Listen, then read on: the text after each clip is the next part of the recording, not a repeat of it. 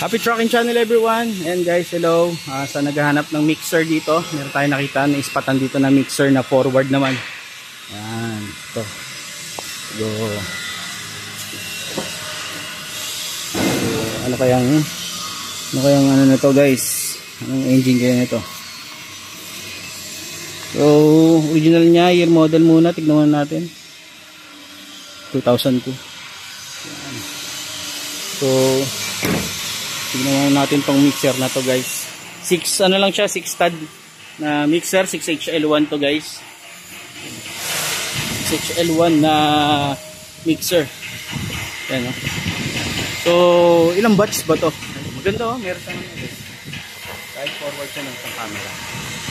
So, ito mga ano lang to, half batch lang to. Mixer. So, actually guys, matagal-tagal tayo hindi nakapag-vlog. Dahil nga sa sobrang busy at hindi tayo nakapag-vlog ng mga truck ulit dito.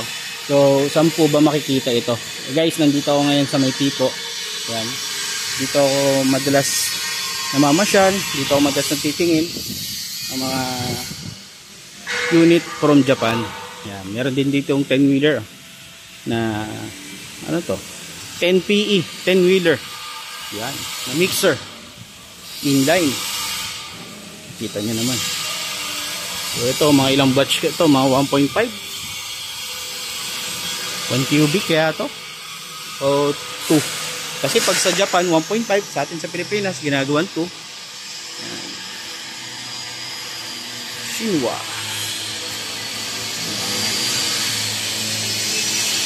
Guys, alam nyo, may mga dumating na, no, mga unit halo-halo kagaya na to. Nakita nyo 6J1. May mga dumating sa na unit dito.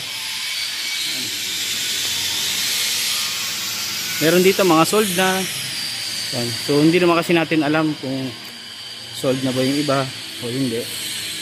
Pero madali lang naman kasi guys, madali lang, itanong nyo lang guys, no? Sa Facebook kayo guys mag-message sa akin.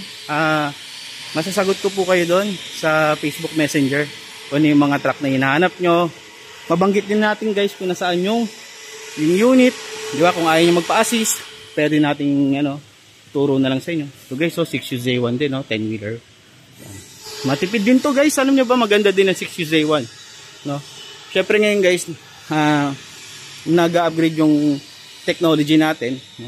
Hindi habang buhay tayo, old engine. Merong iba, ayaw pa rin ng mga electronic, kasi pa rin ng mga inline kasi nga madali daw i-maintain. Actually guys, no, nasa mekaniko na yan, nasa driver na lang din yan, no? Pero ako, mas maganda pa rin naman yung mga inline. Pero kung pormahan na lang guys, syempre huwag ka papahuli, dahil alam niyo naman guys, sa ngayon puro electronic na nilalabas. Marami na rin, no? Marami na rin po nagda-diagnose ng mga electronic type na mga truck, mga injector. So guys, ayun lang naman guys. Maraming salamat sa panonood nyo. Yun, gaya ng nabanggit ko guys, PM lang kayo sa Facebook page natin, sa Happy Trucking Channel, kung may mga katanungan kayo, no? Nandito nga pala ako guys sa KNR Tipo. Yan, sa Tipo to guys, sa New Yard Subic. Kung naghahanap ka ng mga 10-wheeler dump truck, kahit ano pa man yun guys, meron din ditong mga mini dump truck. So ayun lang. Maraming salamat ulit. Happy Trucking Channel everyone. Thank you. Bye bye and God bless.